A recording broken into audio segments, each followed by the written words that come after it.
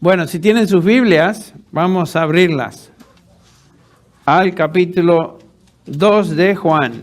Capítulo 2 de Juan. Y nos encontramos hoy en una nueva porción, una nueva sección de este capítulo 2, los versículos del 7 al 11, que nos hablan del amor cristiano. Y vamos a estar hablando de eso hoy. Capítulo 2, versículos del 7 al 11, que dice así: Hermanos, no os escribo mandamiento nuevo, sino el mandamiento antiguo que habéis tenido desde el principio. Este mandamiento antiguo es la palabra que habéis oído desde el principio. Sin embargo, os escribo un mandamiento nuevo que es el verdadero en él, que es verdadero en él y en vosotros, porque las tinieblas van pasando y la luz verdadera ya alumbra. El que dice que está en la luz y aborrece a su hermano está todavía en tinieblas. El que ama a su hermano permanece en la luz y en él no hay tropiezo. Pero el que aborrece a su hermano está en tinieblas y anda en tinieblas y no sabe a dónde va, porque las tinieblas le han cegado los ojos. Esta porción de la epístola, por supuesto, es parte del propósito, del objetivo que el apóstol tiene en escribirla. El propósito, lo hemos mencionado, se encuentra en el capítulo 5, versículo 13, donde dice: estas cosas os he escrito, hablando de la epístola, para que a vosotros que creéis en el nombre del Hijo de Dios. ¿Con qué propósito? Para que sepáis que tenéis vida eterna. Entonces Juan escribe esta epístola a cristianos con el objetivo de que ellos sepan, estén seguros de que tienen vida eterna. Dijimos que esta epístola es una epístola de certidumbre cristiana. No es una epístola que nos presenta un panorama del cristianismo que es incierto, sino todo lo contrario. Esta epístola fue escrita, Juan desea que sus lectores estén seguros de su salvación y experimenten el gozo de su relación con Cristo. En el capítulo 1, el versículo 4, ya dijo Juan: estas cosas os escribimos para que vuestro gozo sea cumplido o completo. Es imposible tener gozo completo si uno no está seguro de su salvación. ¿Qué gozo hay en un creyente que vive inseguro? No puede haber gozo. Si uno está continuamente dudando de su salvación, no puede experimentar gozo. Si tú no estás seguro de tu condición espiritual delante de Dios, no puedes experimentar gozo. Juan sabe esto y por lo tanto entonces escribe esta epístola, esta carta, para que estos cristianos estén seguros de su salvación y como consecuencia ahora sí experimenten el gozo que el Señor quiere que sus hijos tengan, cada uno de nosotros. No es ninguna honra ni gloria a Dios cuando como creyentes vivimos tristes, o vivimos amargados, o vivimos con la cabeza caída, o vivimos con un rostro totalmente triste. Eso no trae gloria al Señor. Esta epístola fue escrita para que tengamos seguridad y para que tengamos también gozo. Entonces, el apóstol Juan, a través de esta carta, provee varias pruebas por medio de las cuales podemos estar seguros, de nuestra salvación, por supuesto, y podemos evaluar si nuestra experiencia cristiana realmente es genuina. Estas pruebas, dijimos, son de dos tipos: pruebas doctrinales y pruebas morales. Dentro de las pruebas doctrinales, que son las que tienen que ver con dos cosas: ¿qué es lo que yo creo acerca de Jesucristo?, de lo cual ya hablamos, y en segundo lugar, ¿qué es lo que yo creo acerca de mí mismo? En otras palabras, ¿cuál es nuestra cristología, que es la doctrina de Cristo, y cuál es nuestra antropología, que es la doctrina bíblica del hombre? Particularmente en lo que se refiere al pecado. Un cristiano verdadero entonces puede distinguir por lo que él cree acerca de Jesucristo, mejor dicho, se puede distinguir por lo que él cree acerca de Jesucristo y por lo que él cree acerca de su condición de pecador. Ahora, la prueba moral es la que verifica si uno es realmente cristiano, y esta prueba tiene que ver con nuestra conducta. Y es justamente la porción donde nos encontramos, la cual estamos estudiando.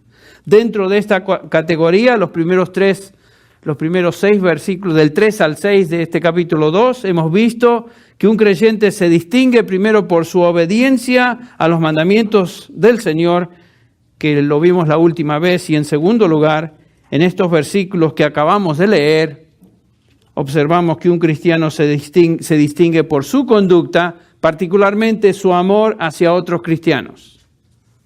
Su amor hacia otros cristianos.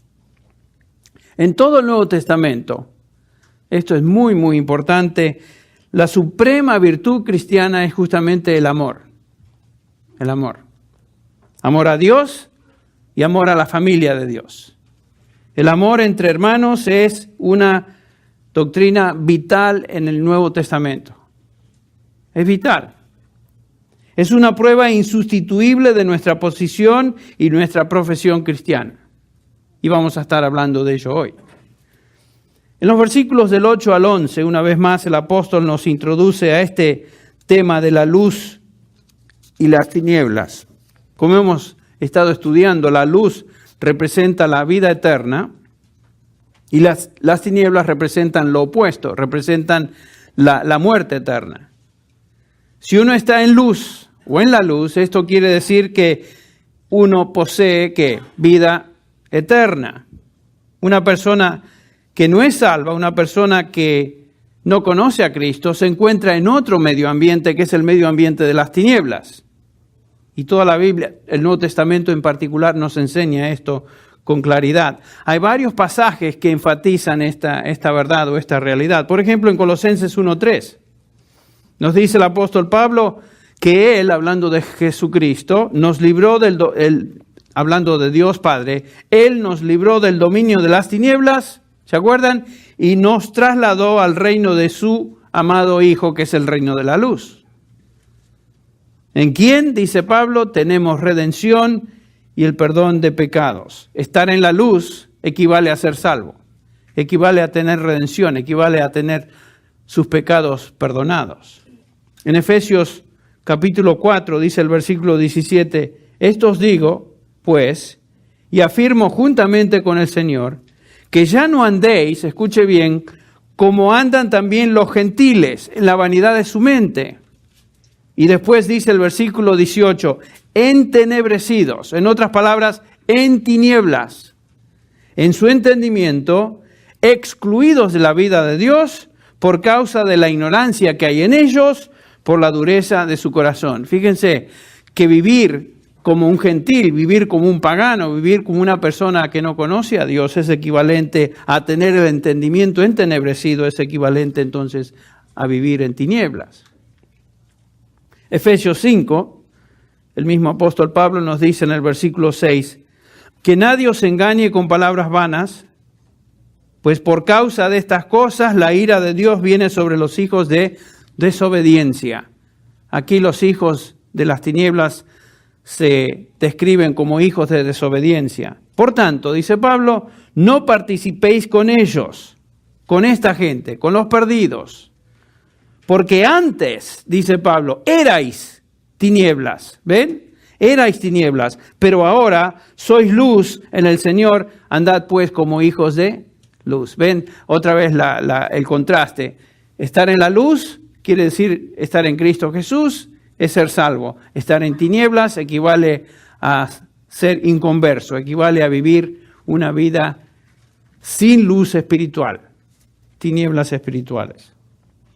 Entonces Juan dice que el andar como un hijo de luz se demuestra en conducta, como particularmente los versículos que acabamos de leer, amando a los hermanos. El que dice, el versículo 9 del capítulo 2, el que dice que está en la luz, porque hay muchos que profesan estar en la luz, el que dice que está en la luz y aborrece a su hermano, está aún ¿dónde? En tinieblas. Mentira, no importa lo que dice o lo que diga. Versículo 10, el que ama a su hermano permanece en la luz y no hay causa de tropiezo en él. Otra vez, la distinción entre un salvo y un perdido, entre un creyente genuino y simplemente un profesante. Esa es la diferencia, la luz en contraste a las tinieblas. En este pasaje del versículo 7 al 11, el apóstol Juan nos presenta el amor cristiano examinándolo desde 3 ángulos que nos servirán en esta noche como bosquejo. 3 ángulos. En primer lugar, el amor como antiguo mandamiento, el amor como nuevo mandamiento y el amor como hábito. Esos van a ser los 3 puntos de nuestro estudio esta noche. Veamos primero, entonces, el primer punto de nuestra división, en nuestro bosquejo, el amor como antiguo mandamiento.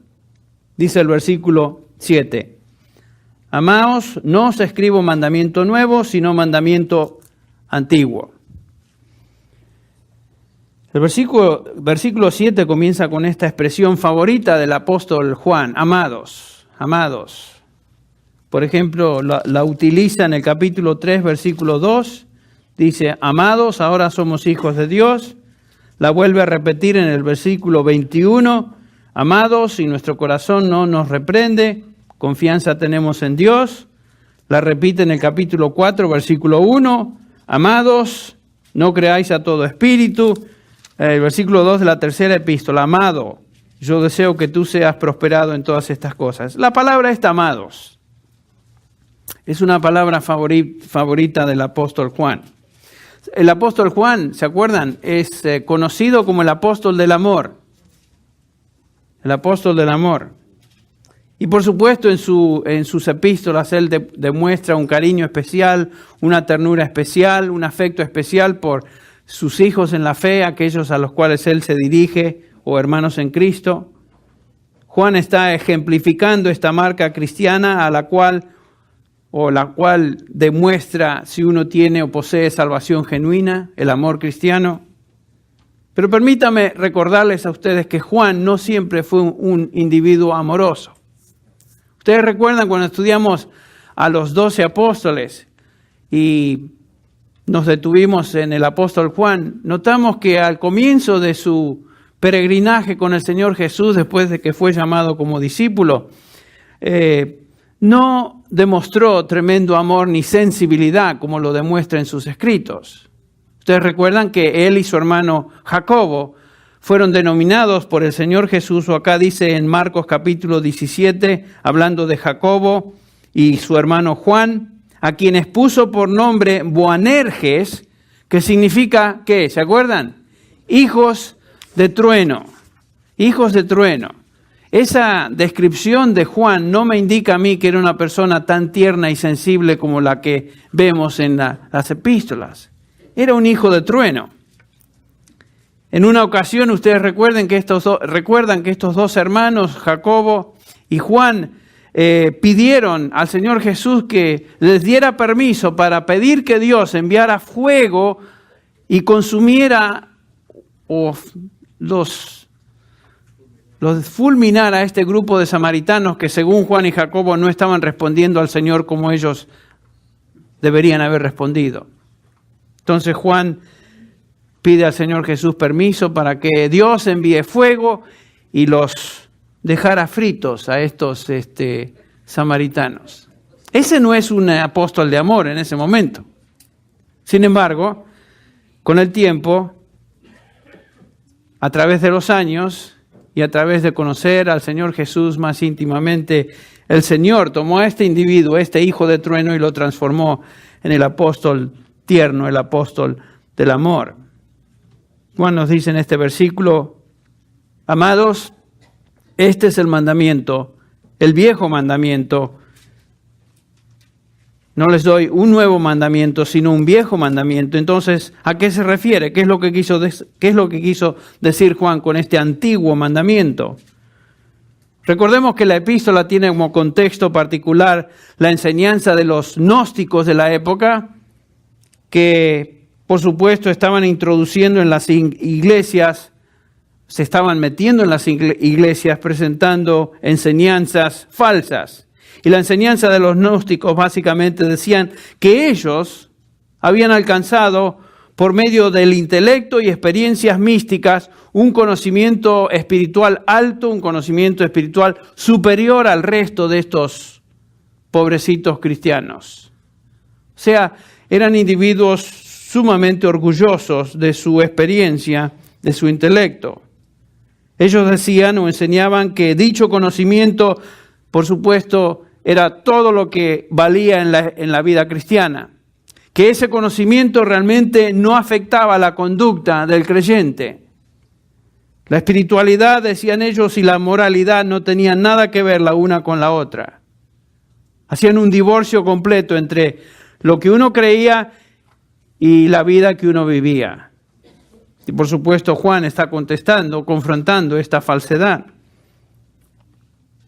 Estos individuos, estos falsos cristianos, hablaban como personas muy espirituales, pero sus vidas eran una catástrofe moral, eran absolutamente inmorales. Además, que trataban a los demás creyentes con tremendo desdén y desprecio. Los despreciaban. ¿Por qué? Simplemente por el hecho de que ellos no habían llegado a ese conocimiento, a ese nivel espiritual que los gnósticos decían haber encontrado.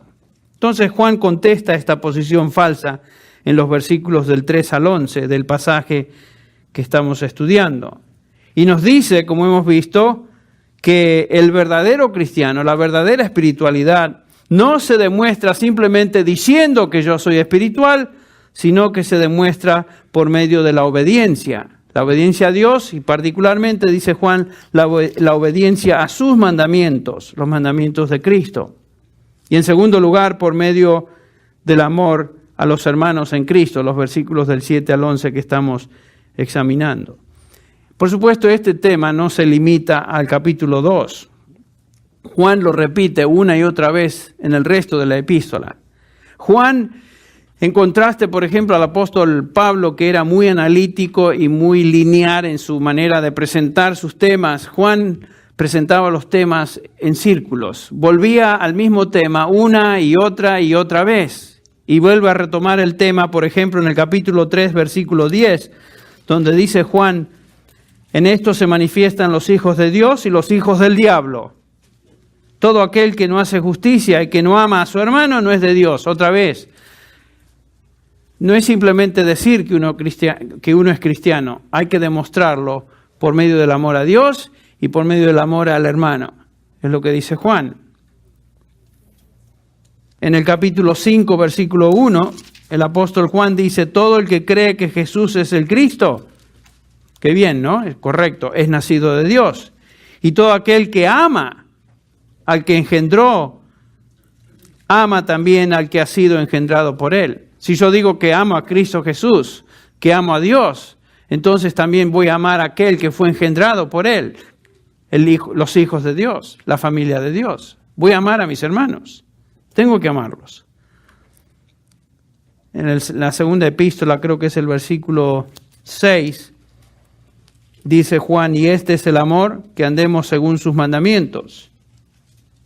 Qué interesante, ¿no? Dice, este es el amor, que tengamos sentimientos muy cariñosos y románticos en cuanto a otros. No, dice, este es el amor, que andemos según sus mandamientos.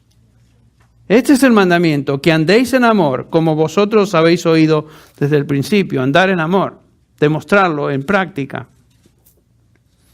El amor a Dios se demuestra en obediencia, dice Juan, a sus mandamientos y amor a los miembros de la familia de Dios. Y este mandamiento de amar a otros, Juan nos dice, no es nada nuevo. No es nada nuevo. Nos dice Juan que es un antiguo mandamiento que habéis tenido desde el principio. ¿A qué se refiere? Bueno, en primer lugar, sabemos que el Antiguo Testamento ya había establecido el hecho de que el pueblo de Israel tenía que ser un pueblo amante. Los judíos, los del pueblo de Dios, los hijos del pacto, tenían que amarse los unos a los otros. Nos dice en la ley, en Levítico 19:18, no te vengarás ni guardarás rencor a los hijos de tu pueblo, sino que amarás a tu prójimo como a ti mismo. Yo soy Jehová, o yo soy el Señor. El que dice esto es el Señor. Era un mandamiento al pueblo de Israel.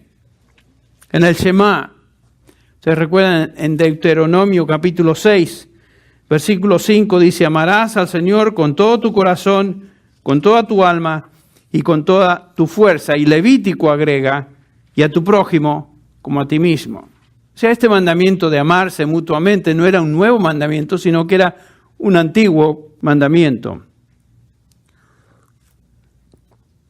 Dios desde el principio deseaba que los suyos, su pueblo, manifestaran amor unos con los otros.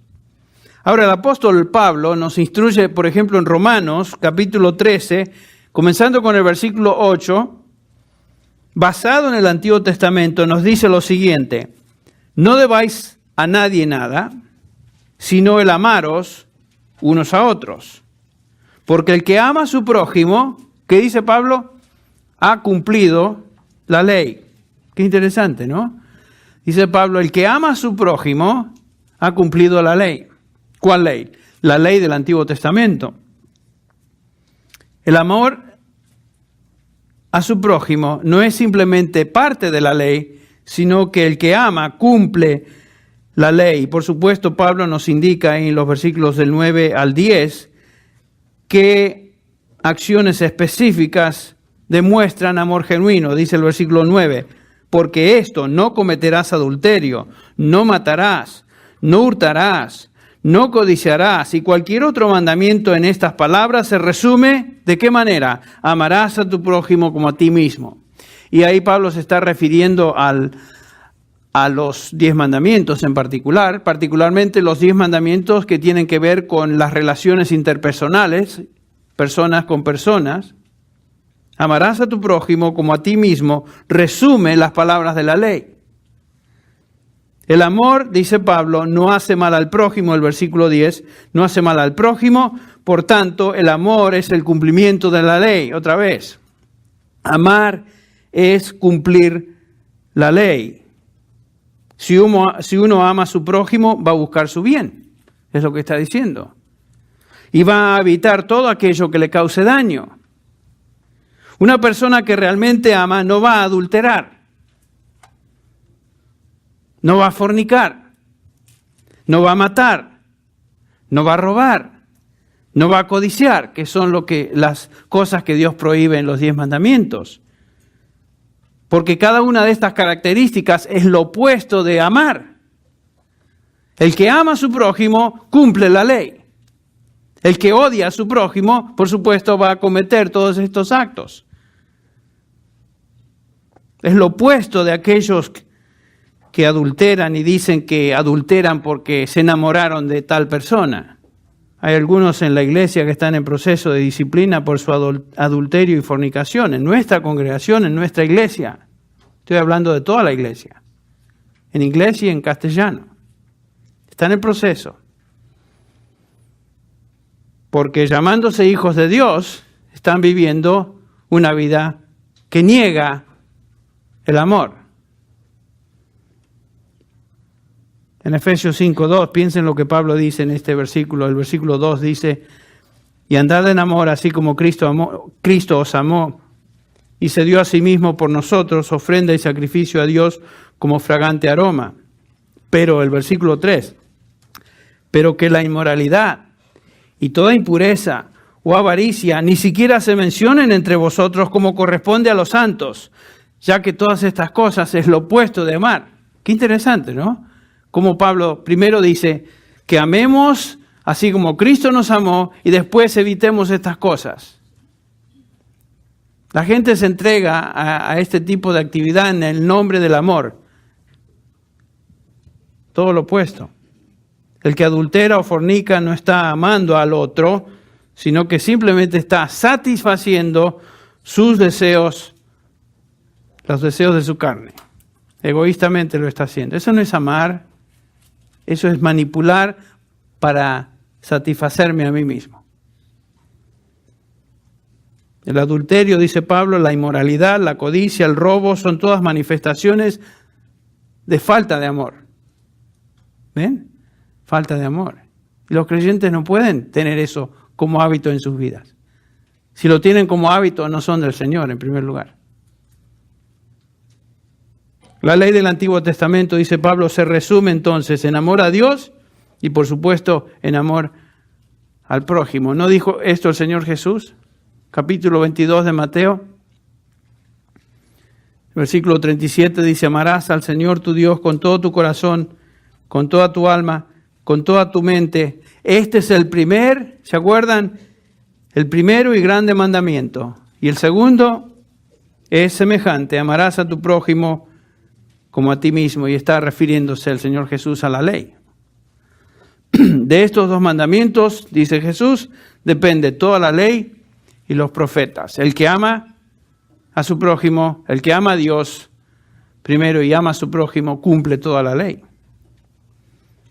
Entonces Juan, cuando enseña sobre el amor, no está enseñando nada nuevo, sino que es un mandamiento que el pueblo de Dios conocía desde el Antiguo Testamento. No es nada nuevo, es un antiguo mandamiento. Juan también dice que este mandamiento se conocía desde el principio. ¿Qué quiere decir esto desde el principio? Posiblemente Juan se está refiriendo al principio de su experiencia como cristianos. Desde el principio, desde el momento que conocieron el Evangelio. Desde ese momento han sido enseñados en la doctrina apostólica, que por supuesto incluía el amor a Dios, incluía el amor al prójimo. La obediencia a la palabra de Dios y el amor a los hermanos ya había sido enseñado desde el principio de su experiencia como cristianos. La enseñanza apostólica del Evangelio siempre incluye obediencia a Dios y amor a los hermanos.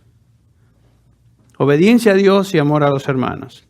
Entonces, Juan comienza con el aspecto antiguo del mandamiento a amar. Ahora, en el versículo 8, vemos el aspecto nuevo del mandamiento.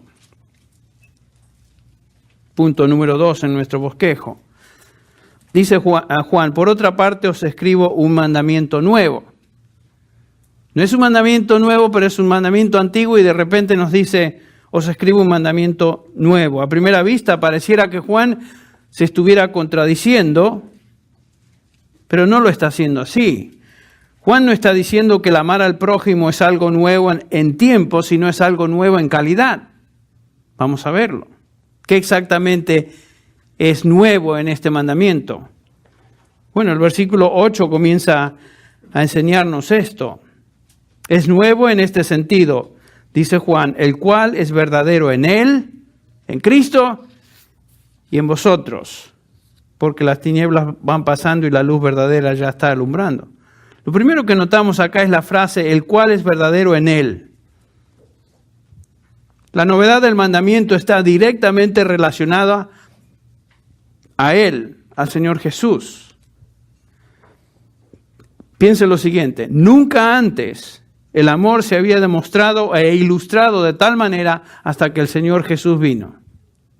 El amor realmente fue personificado, ejemplificado en la persona del Señor Jesucristo.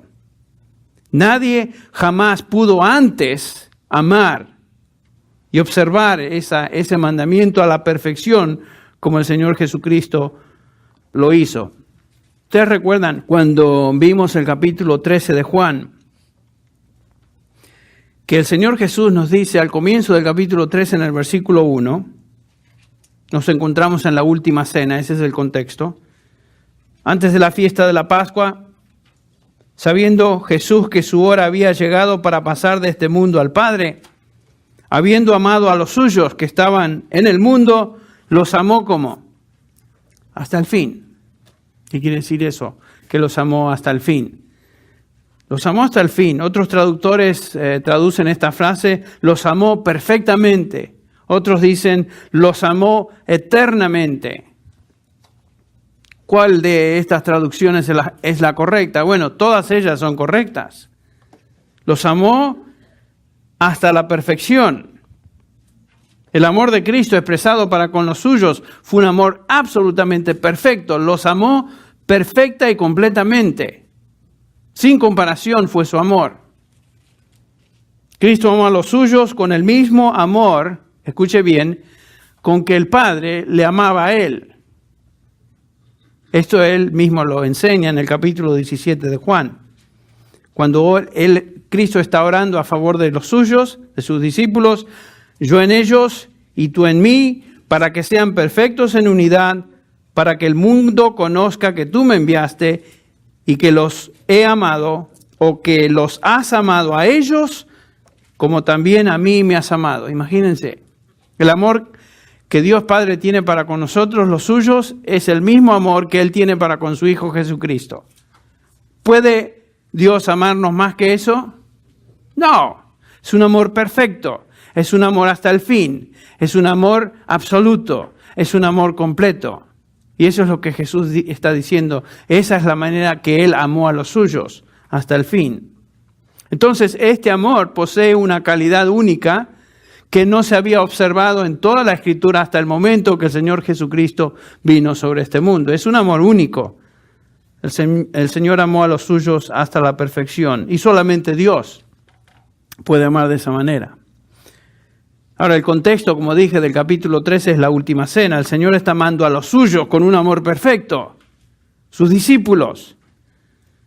Estos hombres que hemos estado estudiando, hombres que si había una característica en ellos era que eran imperfectos, eran débiles, llenos de faltas, llenos de debilidades. Hombres que aún en esa noche que están cenando con el Señor, mientras el Señor se está preparando para lavarle los pies, ellos están discutiendo entre sí quién iba a ser el primero en el reino. Ninguno de ellos está pensando o es consciente o es sensible a lo que el Señor Jesús iba a experimentar en unas pocas horas. Y sin embargo, el Señor a estos hombres imperfectos los amó perfectamente, hasta el fin, completamente. Él va a ser entregado por uno de los suyos, ¿se acuerdan? Él sería acusado falsamente y enjuiciado por los líderes religiosos de la nación, y él sería coronado con esa burlesca corona de espinas. El Señor sufriría oprobio de hombres impíos, sería colgado en el madero y daría su vida a favor de los suyos, inclusive estos 11 que estaban ahí discutiendo quién sería el mejor. Estaban enfocados en sí mismos y no en Él. Qué grupo tan decepcionador, y sin embargo el Señor dice, amó a los suyos y los amó hasta el fin. Perfectamente. A pesar de su insensibilidad. Y gracias a Dios, ¿no es cierto?, que el Señor nos ama de esa manera. No nos ama de acuerdo a nuestras virtudes, de acuerdo a nuestros puntos sobresalientes. No nos ama porque aún le obedecemos. Porque nuestra obediencia, como ustedes saben, es imperfecta. Nos ama perfectamente porque su amor es único. El Señor nos dice en este pasaje que tomó una toalla, se la ciñe, pone el agua en un lebrillo, comienza a lavar los pies de sus discípulos, que era la tarea, entre paréntesis, más baja, la tarea más común del siervo más común en una casa de esos días. Esa tarea se reservaba para un esclavo, el más común de la casa. Y sin embargo el Señor está haciendo eso. Ninguno de ellos pensó en hacer algo así. Y Judas, entre ellos, permite, ustedes recuerdan que el Señor le lave sus pies. Y aún el Señor ofrece ese pan mojado a Judas, que era símbolo de una oferta de honor a una persona invitada en una cena. Eso es lo que Jesús hace, toma ese pan y se lo ofrece primero a Judas, indicando con eso honra, sabiendo que este individuo, como él había dicho, el que a quien le entrego el pan, ese es el que me va a entregar. Jesús se humilló y demostró un amor incomparable, jamás antes demostrado. Dios nos amó de una manera inconcebible enviando a su Hijo. Es lo que nos habla, por ejemplo, en Filipenses capítulo 2. Dios hecho carne, quien se humilló y demostró amor, siendo siervo obediente hasta la muerte, y muerte, dice Pablo, de cruz. De esta manera el amor es nuevo. ¿Quién había visto ese amor antes? ¿Quién había experimentado ese amor antes? Nadie, jamás. En ese sentido, este amor o este mandamiento amor a amar es nuevo. Se manifestó en él. Pero también la novedad se observa, dice Juan, en vosotros, los hijos de Dios. ¿Qué quiso decir Juan con esta frase, en vosotros? El mandamiento a amar es nuevo y se manifiesta en los creyentes ahora. ¿De qué manera? ¿Cómo es esto nuevo y diferente? Ustedes recuerdan que en el aposento alto el Señor Jesús prometió que Él iba a enviar a alguien, a un paracletos. Ese paracletos iba a ser ¿quién? El Espíritu Santo, que vendría y estaría en ellos. Hasta el momento, dice Jesús, el Espíritu Santo está con vosotros, pero estará ¿cómo? En vosotros. No sé si podemos explicar con precisión o entender con precisión el significado de esta distinción. Lo que sí sabemos es que el Espíritu Santo vendría de una manera singular, estaría presente y tomaría residencia en los creyentes después de la ascensión del Señor Jesucristo. Desde el momento que un individuo, una persona pone su fe en Cristo Jesús, el Espíritu Santo viene a residir en él. La tercera persona de la Trinidad viene a residir en nosotros. Y según Pablo, Romanos 5:5 nos dice, y la esperanza no desilusiona porque el amor de Dios ha sido derramado en nuestros corazones por medio del Espíritu Santo que nos fue dado. En ese sentido también ese amor es nuevo. Pablo nos está hablando del amor que Dios puso en nuestro corazón para poder amar a otros. Como cristianos entonces podemos manifestar ese amor el uno para con el otro. En ese sentido es nuevo también. Ese es el amor que ahora es posible manifestar como cristianos por el poder del Espíritu Santo que reside en nosotros. Antes no era posible hacerlo. Recuerden la oración de Pablo en Efesios, Efesios 3, donde Pablo pide que el Señor conceda, conforme a las riquezas de su gloria, el ser fortalecidos con poder por su Espíritu en el hombre interior. De tal manera que Cristo more por la fe en vuestros corazones y que arraigados y cimentados en amor, seáis capaces de comprender con todos los santos cuál es la anchura, la longitud, la altura y la profundidad y conocer el amor de Cristo. Imagínense. Pablo está orando que ellos pudieran conocer y ser fortalecidos por medio del Espíritu y conozcan ese amor. En el capítulo 4 somos llamados a andar dignos de nuestra vocación, ustedes recuerdan, con toda humildad, mansedumbre, soportándoos con paciencia los unos a los otros en amor. Este mandamiento es a creyentes. Este mandamiento no puede ser dado o hecho a personas que no tienen el Espíritu Santo residiendo en ellos. No es para cualquiera, es para los creyentes. El Espíritu Santo entonces nos ha capacitado como cristianos para andar en amor. Y somos exhortados a andar en amor los unos con los otros. Antes no éramos capaces, ahora sí somos capaces. Te regreso a 1 Juan 2:8. Dice Juan, por otra parte os escribo un mandamiento nuevo, el cual es verdadero en él y en vosotros, porque las tinieblas van pasando y la luz verdadera ya está alumbrando. ¿De qué está hablando Juan? ¿Qué es esto de la luz verdadera? Las tinieblas van pasando y la luz verdadera está alumbrando. ¿Quién es la luz? Cristo Jesús es la luz. Él lo dijo en Juan 8:12. Yo soy la luz del mundo. El que me sigue no andará en tinieblas, sino que tendrá la luz de la vida. Cristo Jesús es la luz. La nueva capacidad de amar es posible porque Jesucristo, nos dice Juan, ha venido y ha inaugurado este reino de la luz. Esta luz finalmente triunfará cuando el reino sea establecido y su gloria sea manifiesta a todos. Esta frase, las tinieblas van pasando, es similar a la frase en el versículo 17, donde nos dice que este mundo va pasando y sus deseos. La era y el tiempo de salvación están con nosotros. El nuevo pacto ha sido ratificado, ha venido, el mundo es el reino presente y sus deseos, el reino de Cristo es el mundo futuro. Ahora nosotros como cristianos somos ciudadanos del reino de Cristo, aunque todavía vivimos en este mundo.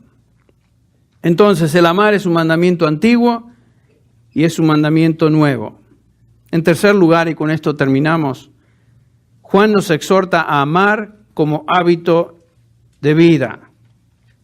Versículos 9 al 11. Lo hemos leído, el que dice que está en la luz y aborrece a su hermano está todavía en tinieblas. El que ama a su hermano permanece en la luz y en él no hay tropiezo. Pero el que aborrece a su hermano está en tinieblas y anda en tinieblas, no sabe a dónde va porque las tinieblas lo han cegado. El amar no es simplemente una filosofía o una ideología cristiana, dice Juan, sino un modo de vida. Como ya dijimos, los gnósticos divorciaban su filosofía, sus ideologías de una vida práctica. Y los gnósticos, dijimos, despreciaban a todos aquellos que no habían alcanzado ese nivel intelectual y místico. Los cristianos verdaderos, dice Juan, en contraste, no responden así.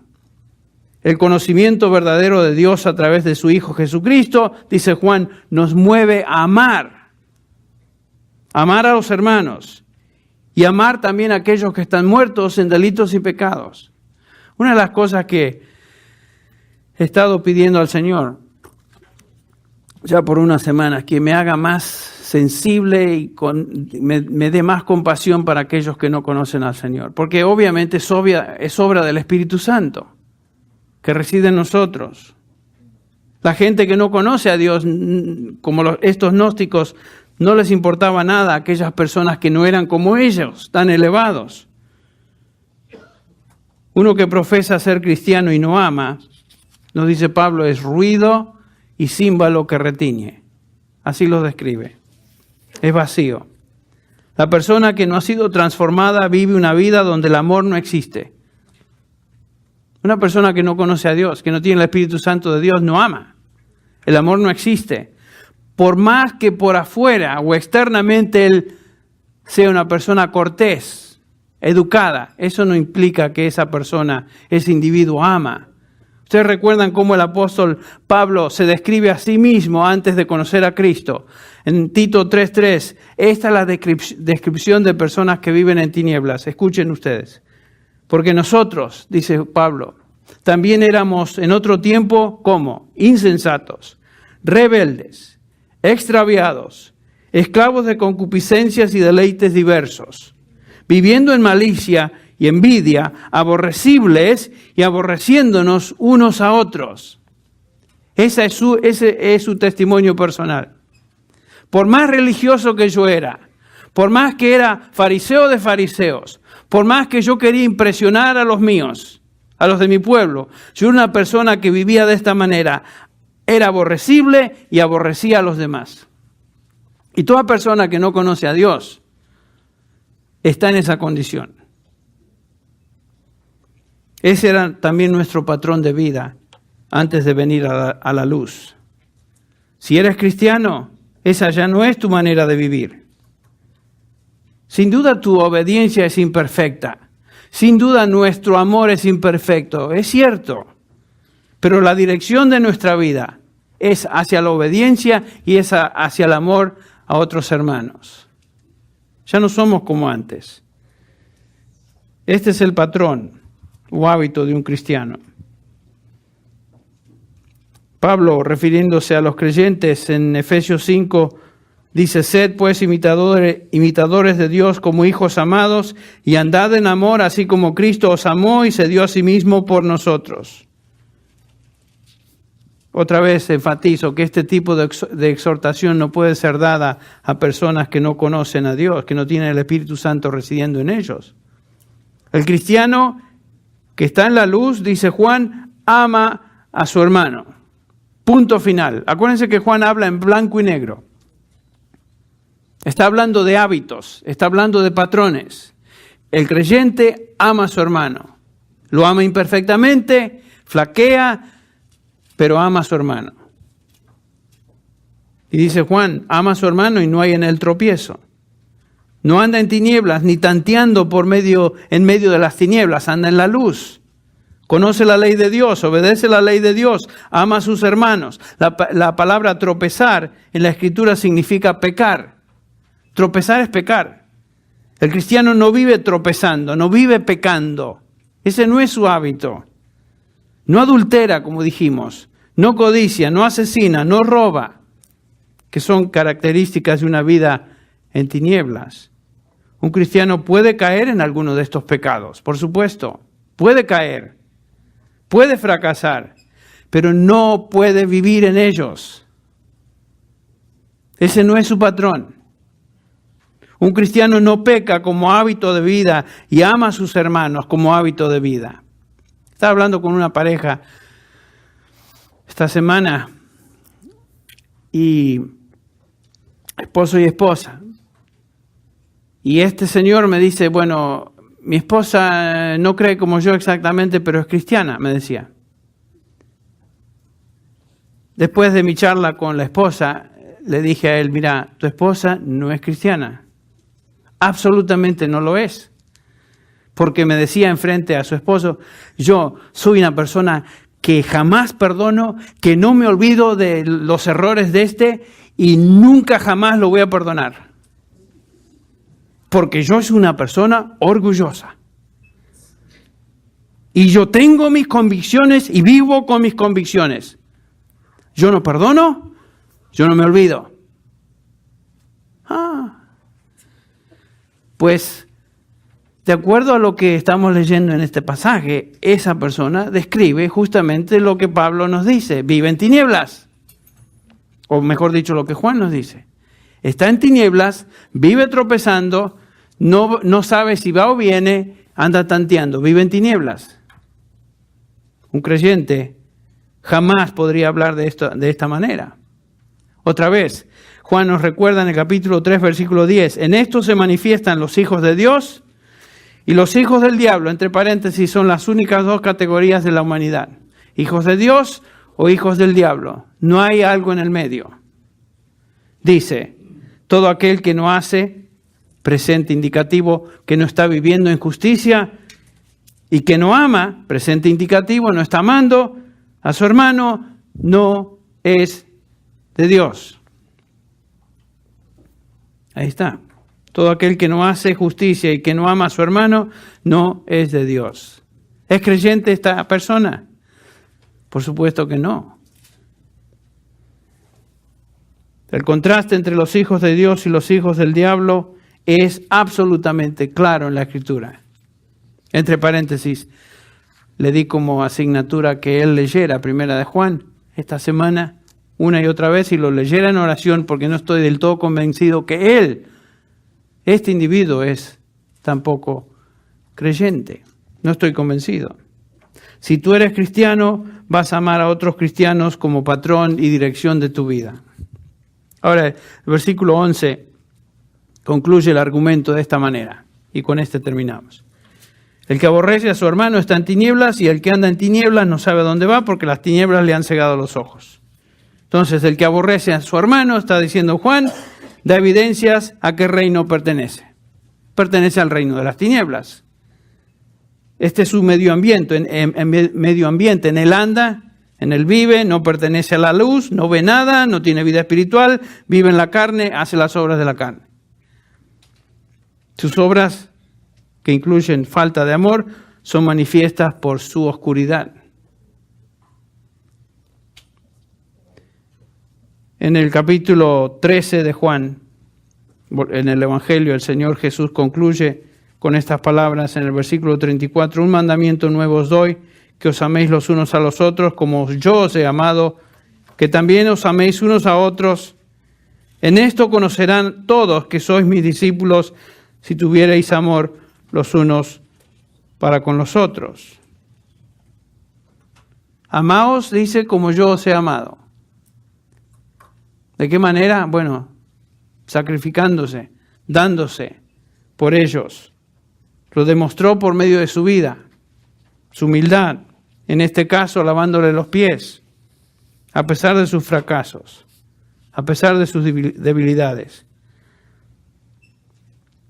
No entendemos realmente el amor de Dios, el amor que Él demanda de nosotros hasta que lo podemos observar y ver en la persona del Señor Jesús. Ahora, ¿por qué es importante amarnos así? Amarnos sacrificadamente. Amarnos como patrón de vida. ¿Por qué es importante? El versículo 35 nos dice, porque en esto conocerán todos que sois mis discípulos. ¿Ven? ¿Cómo? Si tuvierais amor los unos para con los otros. Este es el contexto entonces del evangelismo. Este es el contexto por el cual vemos allá en el capítulo 2 de Hechos que la nación, el pueblo, veía a estos creyentes y el Señor agregaba cada día, en el versículo 47 del capítulo 2, agregaba cada día aquellos que serían salvos. Pero habían podido observar en estos primeros creyentes la comunión entre ellos, el amor los unos para con los otros, el sacrificio el uno para con el otro. Demostraron lo que era ser cristiano en vivo, en práctica. Y muchos fueron alcanzados por la verdad del Evangelio. Ahora, el amor entre cristianos entonces es el contexto del evangelismo. Esta es la manera evidente y clara que la gente sabrá la genuinidad de la salvación que profesamos. El que ama a su hermano, entonces, según Juan, pasa la prueba de fuego de conducta. Demuestra con su amor a otros que pertenece a Dios y que su salvación es genuina. Ahí está. Blanco y negro. Amor práctico. Vamos a orar. Señor, estamos conscientes que la enseñanza del apóstol Juan es tu enseñanza. Esta es palabra tuya que nos está instruyendo. Y Señor, cuando vemos esta exhortación, esta enseñanza, este contraste entre la luz y las tinieblas, Señor, estamos conscientes que tantas veces nuestras vidas demuestran flaquezas, fallamos, nos falta, Señor, a veces el amor continuo, el uno para con el otro. Y Señor, cuando no está presente, sin duda, estamos teniendo un testimonio que no trae honra a tu nombre. Padre, en esta noche queremos confesar donde hemos fallado en esta área del amor mutuo. Y queremos pedirte, Señor, que por medio de tu Espíritu, nos ayudes a ser obedientes a este mandamiento de amarnos los unos a los otros. Señor, aunque fallamos, la inclinación de nuestro corazón es ser obediente a ti. Nuestro deseo es obedecerte, Señor, y realmente amar a otros. Y Señor, a la luz de los días que vivimos y el contexto en el cual nos encontramos, ayúdanos, Señor, a amar a aquellos que aún no te conocen. Danos, Señor, compasión, la compasión que tú tuviste para con la gente. Y Señor, te pedimos que nos ayudes cada día más a amarnos como tú, Señor, nos has amado a nosotros, con sacrificio, no pensando en nosotros primero, sino en las necesidades y la edificación de aquellos que nos rodean. Perdona, Señor, cuando somos insensibles.